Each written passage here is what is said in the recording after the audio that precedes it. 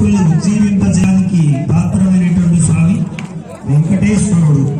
ఆయన ఒక ప్రధాన దైవంగా అక్కడ వేంచేసినటువంటి 4 స్వరూపాలతో పాటు భగవత్ పరివారం వేంచేసినటువంటి ఒక పర్వతం మనకి కృష్ణానది తీరంలో 1983లో మన స్వామివారు పెట్టినటువంటి అది వేద విశ్వవిద్యాలయం కింద పైన అక్కడ పెద్దజీయర్ స్వామివారిని సేవించుకొని చాతుర్మాస్యం లోపల అక్కడ జరిగినటువంటి కార్యక్రమాలు అన్నింటినీ కూడా మళ్ళీ స్వామివారికి జరిగినవన్నీ కూడా అక్కడ వచ్చి చెప్పడం అనేది ఒక పద్ధతి. ఇవాళ అక్కడ ఆరాధన పూర్తి చేసుకొని మళ్ళీ కొంత టైం పడుతుంది, ఇటువంటి పర్యటనానికి వెళ్ళాలి కదా. చాతుర్మాస్యం పూర్తి అయింది, స్వామివారి దగ్గర ఆచార్య సన్నిధానంలో ఆజ్ఞ తీసుకొని ఇవాళ నేరుగా చేసినటువంటి ఉపకారాన్ని స్మరించడం, మర్చిపోకుండా ఉండడం అనేది చాలా ప్రధానమైనటువంటి గుణం అంటారు. రాముడు ఆ గుణం ఉంది, ఆ కృతజ్ఞత అనేటువంటి గుణం ఉంది. ఈ వానర సైన్యం అంతా కలిసి సహకరించారు కనుక రాముడు అన్నీ చేశాడు.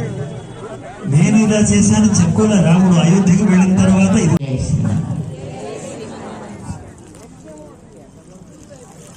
సూచన. అక్కడ ప్రసాదాలు చక్కగా తీసుకుని వెళ్ళండి. తర్వాత రేపు ఉదయం 8:30 గంటలకి ఫ్యాన్సీ గూడ్స్ స్టాల్లో తీర్థం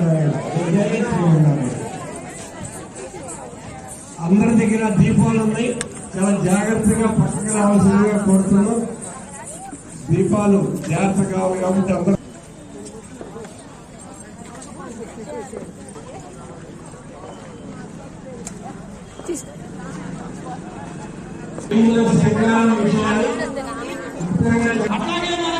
వైద్యశాలలు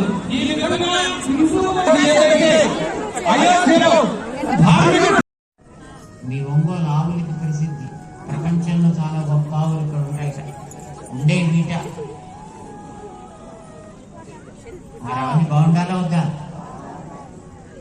అదే అడుగుదాం. భక్తులంటే బాగుండాలా వద్దా? అందరూ సంపదలతో ఉండాలా వద్దా? అదే అడుగుదాం.